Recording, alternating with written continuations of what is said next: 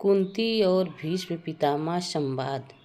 दोस्तों, धृतराष्ट्र ने संजय से कहा, तुम इतनी देर से चुपचाप बैठे बैठे क्या देख रहे हो?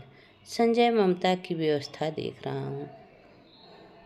राजन, हाँ, गांधारी के लिए मेरा हृदय भी बहुत दुखता है। संजय, उसे वहाँ जाना ही नहीं चाहिए था। यदि वह यहाँ होती तो मैं उसके आंसू पोंछ रहा होता और वो मेरे, किंतु उसके वहाँ चले जाने से मेरे और उसके आंसू अकेले रह गए। वहाँ महारानी कुंती भी तो हैं राजन।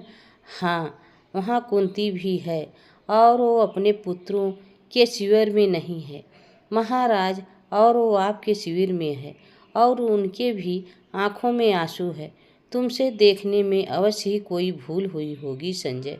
कुंती के आँखों में तो आंसू का कोई कारण ही नहीं है। उसके पुत्र तो विजय यात्रा के मार्ग पर ये सब तात श्री का किया धरा है। ना वो बाणों की शैया पर लेटे होते और ना ही हमें पराजय का मुंह देखना पड़ता। कुंती को देखकर भीष्म ने कहा, मेरे सिरहाने आओ पुत्री, मेरे सिरहाने आओ।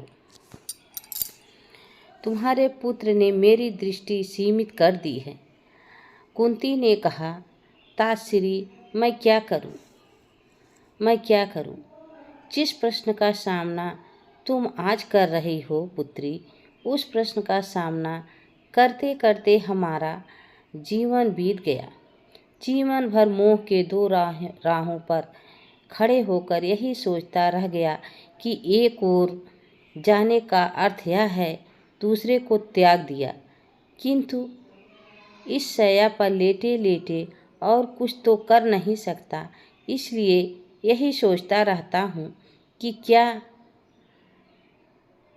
खोया है, क्या पाया है।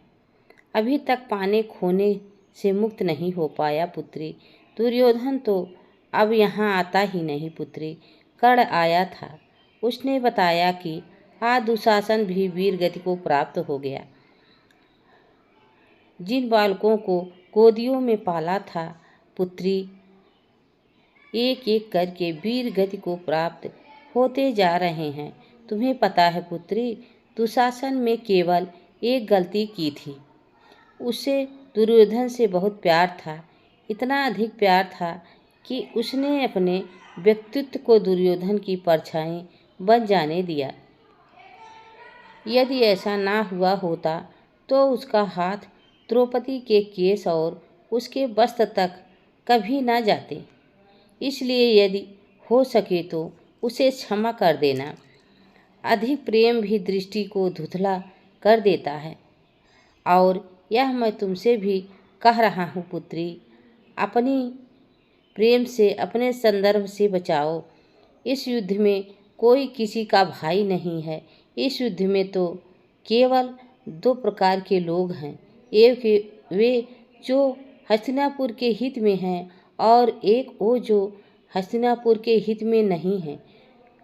कल दो परम वीरों के युद्ध का है पुत्री। इनमें से एक की विजय हस्तिनापुर की विजय है और दूसरे की विजय हस्तिनापुर की पराजय है। इसलिए भूल जाओ पुत्री कि वे दोनों तुम्हारे ही पुत्र हैं। अपने शिविर में जाकर हस्तिनापुर के विजय की प्रार्थना करो। तब कुंती ने रोते हुए कहा, आप बड़े भाग्यवान हैं ताश्री की आप किसी की माँ नहीं।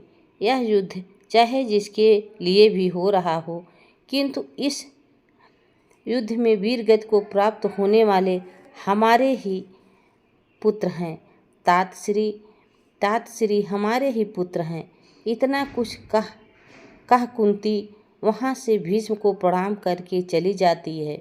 दोस्तों, यह वीडियो आप सबको कैसी लगी कमेंट में ज़रूर बताना। चैनल पर नए हो तो लाइक सब्सक्राइब ज़रूर करें। तब तक के लिए राधे राधे, जय श्री कृष्ण, धन्यवाद।